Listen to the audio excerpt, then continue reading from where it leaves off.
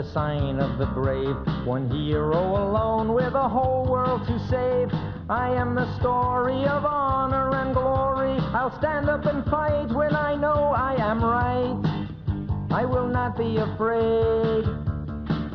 I will lead the parade. I am the ram. I am the ram. I am the ram. I am the ram. I am the ram. I am the ram. Busy as a bee, on the move all the time. Can't sit by the fire, I need mountains to climb. I set the pace and I must win the race, out in front of the rest, 'cause I want the best. Should I lose, there's no shame. I'll find someone to blame.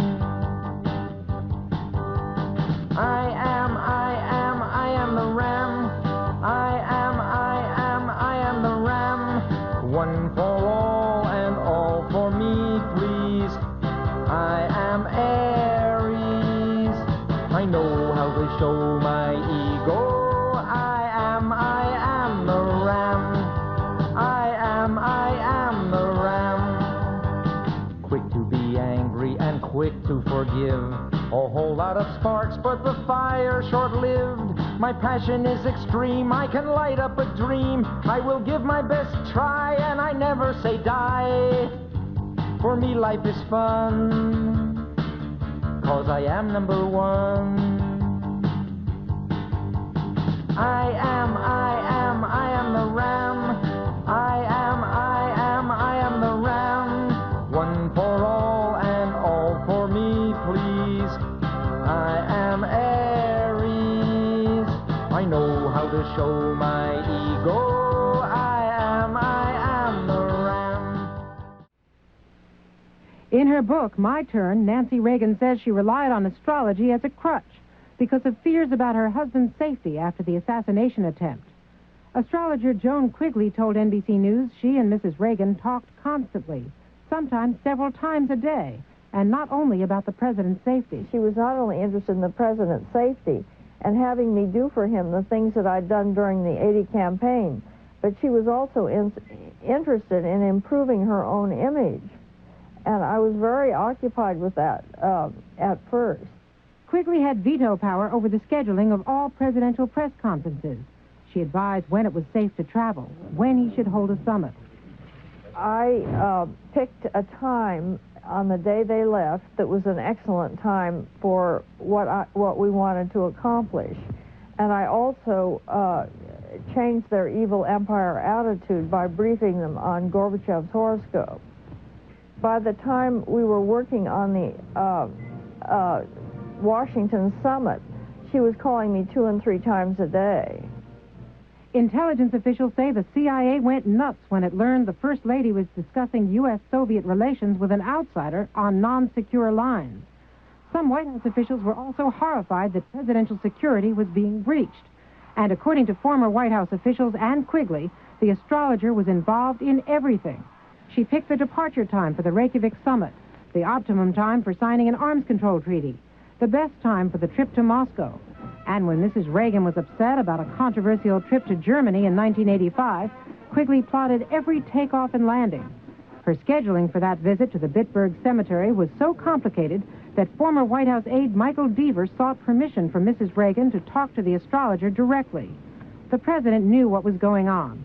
Deaver told NBC News that if Mrs. Reagan wanted the schedule changed, she would say, "I've told Ronnie, and that's what Joan recommends." Described by friends as superstitious, almost mystical, Reagan was inclined to defer to his wife's wishes. No, that's bad luck. I have learned not to argue with her superstition. Former aides say Ronald Reagan was a man who read his horoscope and the funnies before the rest of the paper. They say he wasn't only indulging his wife, that the former president also believed in astrology. Andrea Mitchell, NBC News, Washington. I can give you energy by taking a cosmic quick charge. I build this way and go.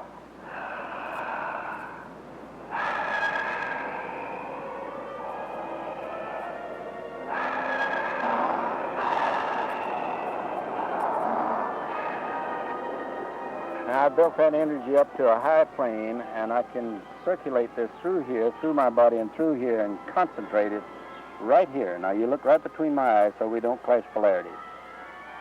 Now, as this energy transfers, it brings your battery up to the same charge level as mine.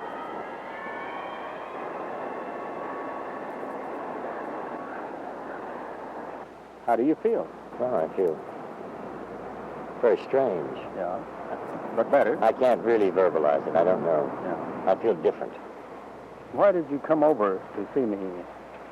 Primarily for the demonstration, but more out of curiosity. I wondered what you were about. Mm-hmm. And I heard you mention that I was guided here. That should be true. I don't discount anything in the universe. Well, this universal energy covers every phase of life in the universe. It covers the witch doctor. It covers the Indian medicine man. It covers the faith healers. It covers everything. It covers the medical profession. Anything that has been done in the body to improve the body had to be done through the universal energy, which I call God. If you call it Ugo Mugo, that is perfectly all right because it's the same identical energy. And if you believe in that, this is where your healing will take place. As this beautiful energy comes in and flows through, it's just like a beautiful mountain stream flowing down through the rocks, cleansing everything as it goes and taking all the filth out. If you quit putting the filth in and flush it out, you will go to a higher plane, and then a higher plane, and then a higher plane.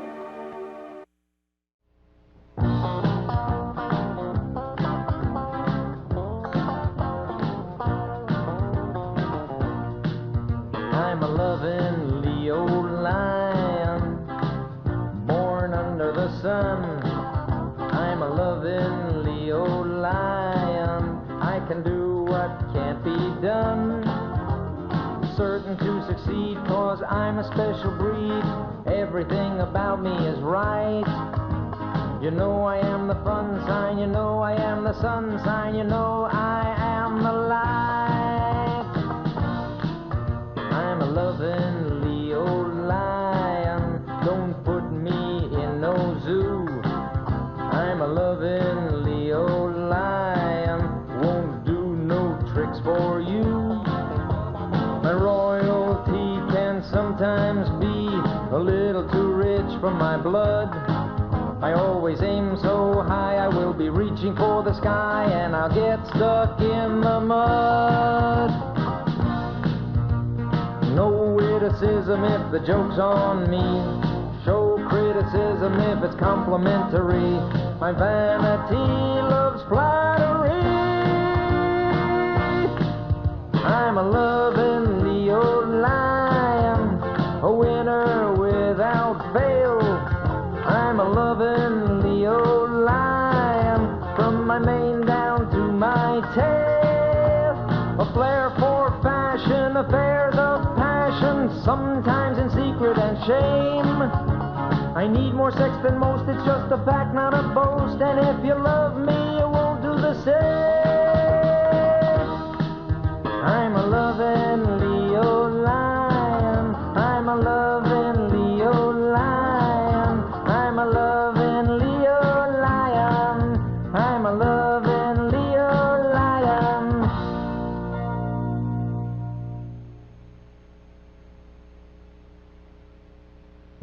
Energy is coming from Emily's hands, and it's producing a magenta light going up the internal flow of the leg. It's changing Susan's aura into a more lavender color. She began in a blue. We're going from blue to violet and back and forth. We're starting to get a secondary shell of energy about 4 feet from the body, and it encompasses both the healer and the healee at this point.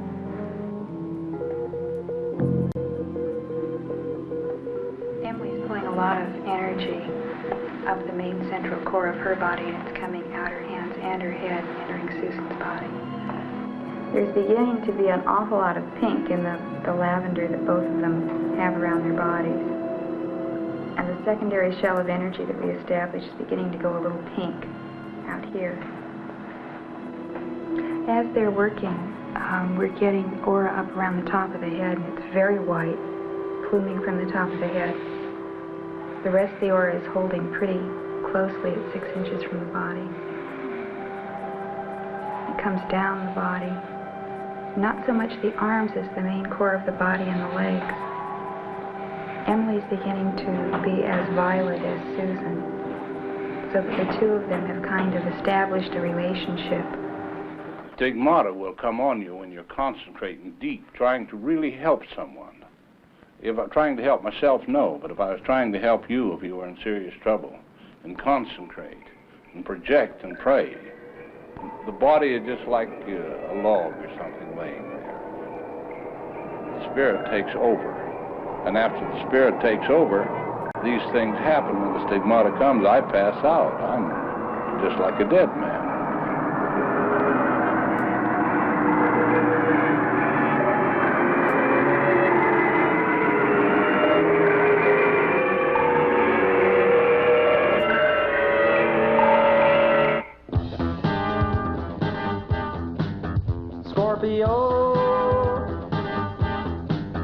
Scorpio, they say I'm shrewd in a feud. I don't quit, break, or bend, that I can see right through your soul. And out the other end they say my sign is the ruler of physical fun. But where are all these stories coming from? It's not me, oh no, oh no, no, no, no. Can't you see it must be some other Scorpio, some other Scorpio. Scorpio, Scorpio, I've got the worst reputation in the zodiac. I am over-abused and always under attack. I'm just tender, loving, loyal. I'm not crazed and complex. Why is everything they say about me sin or it's sex? It's not me. Oh no, oh no, no, no, no. Can't you see it must be some other Scorpio, some other Scorpio. You give Scorpio trouble, they'll pay you back double. They'll get their revenge without fail. They never fight fair, so you better beware when you step on a Scorpio tail. But that's not me.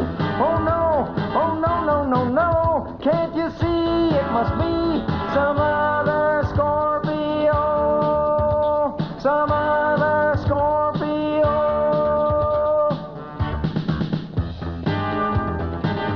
Scorpio, Scorpio, Scorpio.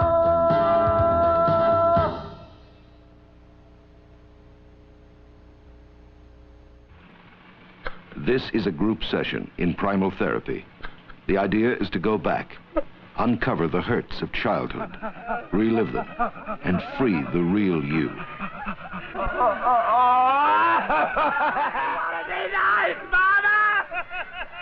What you see here, this happening, you probably won't believe, happens every single day at the Primal Institute, almost every day in the year. We have groups every day. We have 8, 9, 10, 12 therapists working at a time, helping patients into their feelings. And as you can see, it's unlike any other group therapy known in the history of psychology. It is based on a very simple idea, namely that people do not confront each other in group therapy. They confront themselves, the selves that are locked up inside of them.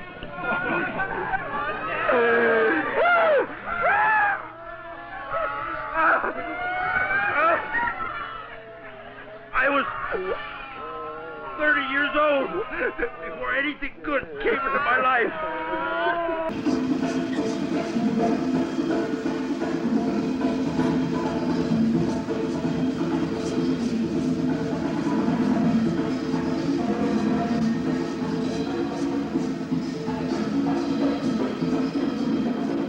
This is called dynamic meditation.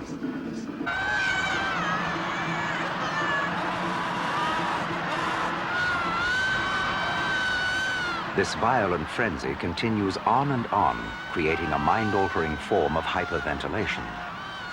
wild movement alternates with periods of utter stillness.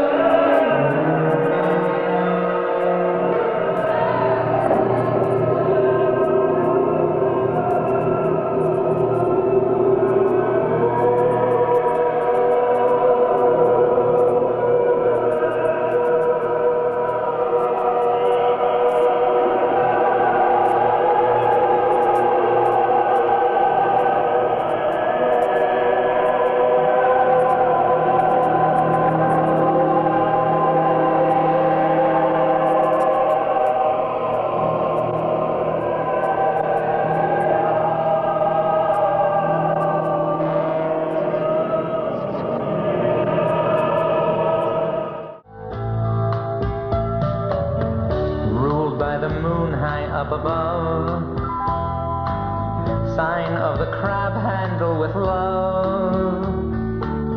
I am the one you can rely on. I am the shoulder you can cry on.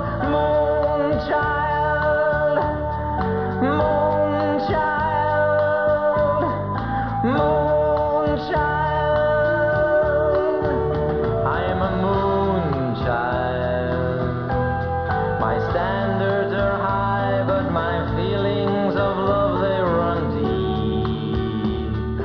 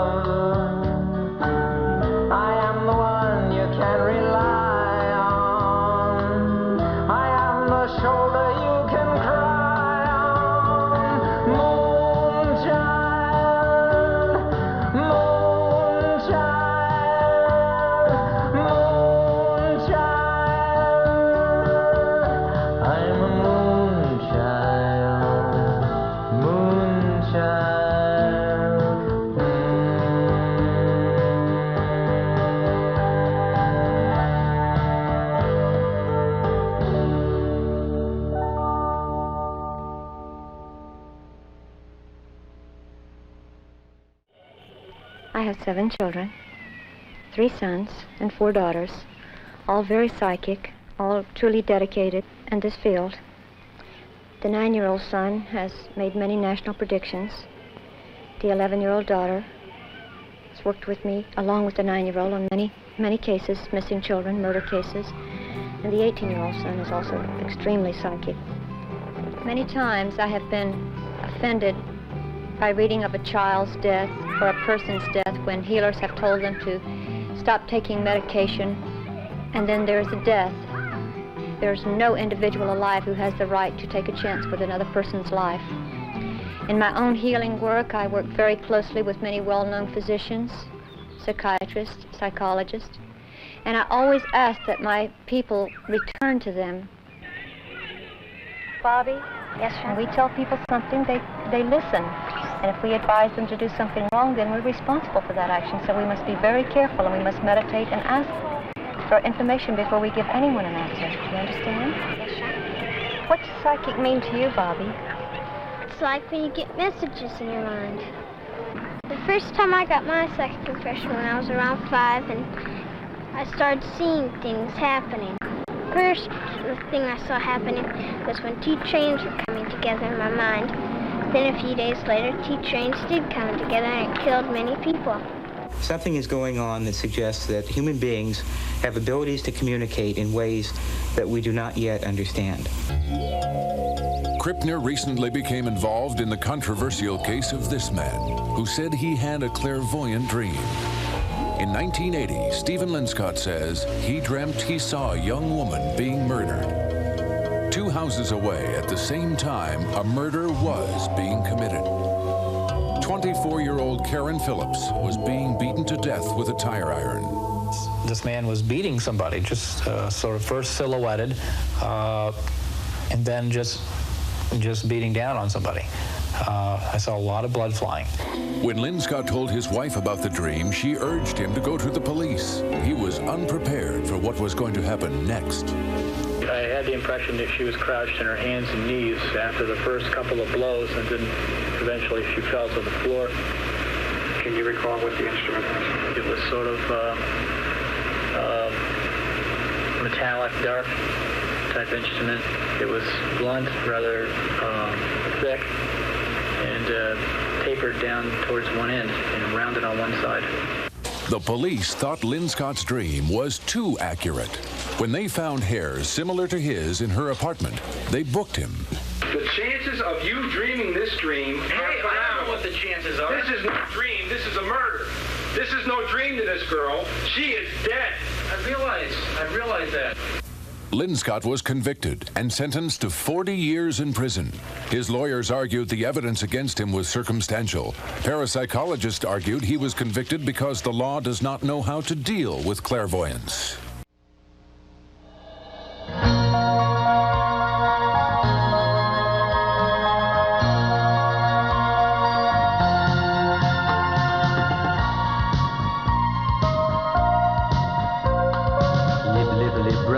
Live, I'll flirt and conquer, then withdraw. Live, live, then maybe might come back for more. In love with all of my heart. The act of love is more of an art. Irrational passion, some will say. But I'm no glutton, more a love gourmet. Live, I see myself in others' eyes. Live, I work to please and compromise. I've been known to disagree, but never disagreeably. The charm of my smile will melt your eyes. There's enough good in me to go around twice.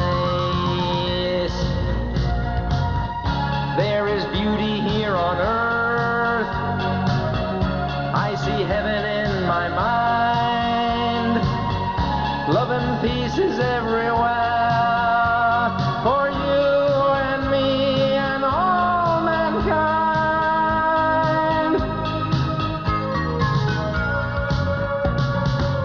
live a libra, live a live. The extremes in life are all around. Live a libra, live a live, but I prefer the middle ground. Don't want the raggedy, the cheap, and the shoddy. I like to take good care of my body when diet calls for a remedy. Who watches scales more so than me? Live a libra, live a libra. Live a libra, live a libra. Live a libra, live a libra. The potential applications of remote viewing have been studied closely not only by parapsychologists, but by military strategists. Technological advances in weaponry might seem primitive compared to what could be accomplished using psychic powers. Military analysts reason that psychic warfare may not only be less expensive, but perhaps more effective. Some say the Pentagon has already been involved in psychic research. This Defense Intelligence Agency report indicates that the government is monitoring what the Russians may be doing. Documents like this suggest the Soviets are looking into such possibilities as psychic assassination. But our government says we are not engaged in any sort of psychic research. The official government position is, by most government agencies, A, is that A, we're not doing it, or B, it doesn't really exist. But in contrast, some individuals in the military and in the intelligence agencies have over the years used psychics for their own particular espionage or counterterrorism projects. In 1982, after General James Dozier was seized by Italian terrorists, network TV reporter Pierre Salinger revealed the government had plotted a psychic rescue. In his report, Salinger stated, ABC News has learned that the U.S. Defense Department used clairvoyance in an effort to find General Dozier. This is the first known time that the Defense Department used what is called parapsychology in an ongoing military investigation. Dozier was found, but without psychic help. The incident, however, heated up the debate about what the government should be doing about psychic research. Some then suggested that there existed a U.S.-Soviet psychic gap. During a summer break, when I was in the 5th grade, I was hiking with some of my buddies in a local forest. Suddenly, I saw a shining object that reminded me of a plane. I took off on my own and was drawn to the place where I thought it had landed. All of a sudden, odd shining stones were flying at me. I thought, run or you'll be hit, but it was too late. There was a powerful blow to my head, and blood was pouring from a wound. For years, it was a mystery to me, until recently, when information about UFOs was allowed to surface in Russia.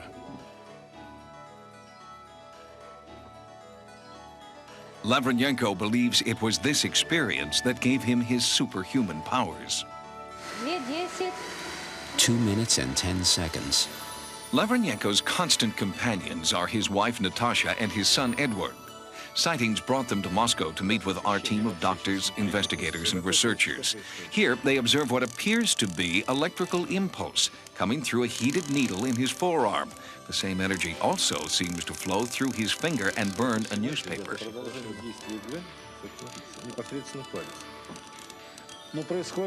It's coming out not from his nail, but from his finger, from the depth of his body.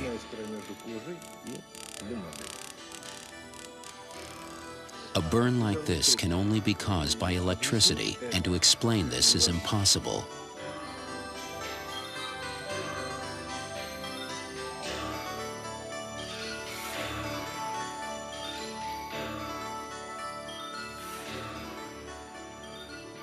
$4.50. 4 minutes, 50 seconds. On the outskirts of Moscow, at the central train depot, Lavrenyenko agrees to demonstrate another feat of strength and endurance. It was hard for our investigators to believe that one man could pull a 30-ton train up an incline.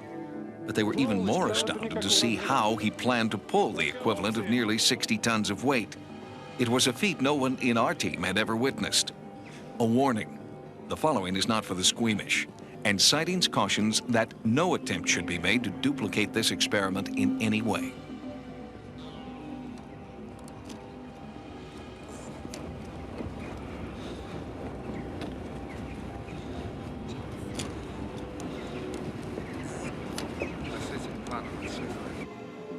Using pliers, Lavernyenko inserts two 8-inch wires through his forearms and then attaches the wires to a rope that is connected to the train.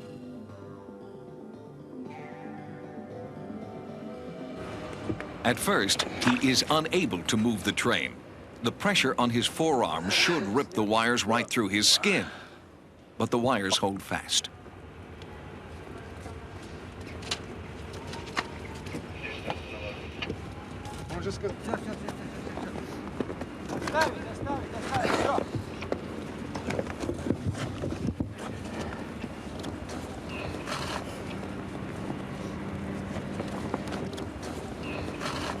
Despite the fact that he is pulling the equivalent of 60 tons, Lavernyenko barely bleeds, and the wires remain intact. Bravo.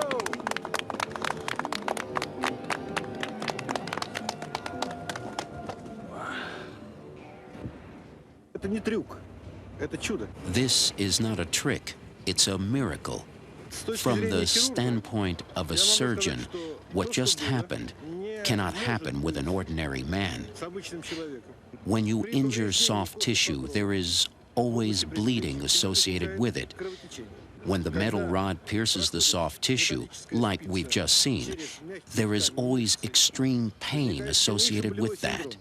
And furthermore, there was 60 tons of pressure on his forearms. How all that's possible, I just don't understand. There are lots of documented cases of controlling bleeding through the power of the mind. That's probably one of the last great frontiers in medicine. Right? It's not just a matter of pain control, but it's also a matter of controlling bleeding. All right? What kind of vasoconstrictors? How did he actually close off those blood vessels when that needle went through his arm? I think the place to start is honoring the phenomena. Study the lack of bleeding. Study the electrical phenomena demonstrated here. Study the ability of people to exist for long periods of time without oxygen. There's enough contained in any one of these phenomena to force a reevaluation of how mind and body work. After nearly 7 minutes underwater, Lavernyenko began to surface. Although he didn't break his own record, for most people, just 2 minutes without oxygen could cause some brain damage. But Lavernyenko emerges unscathed.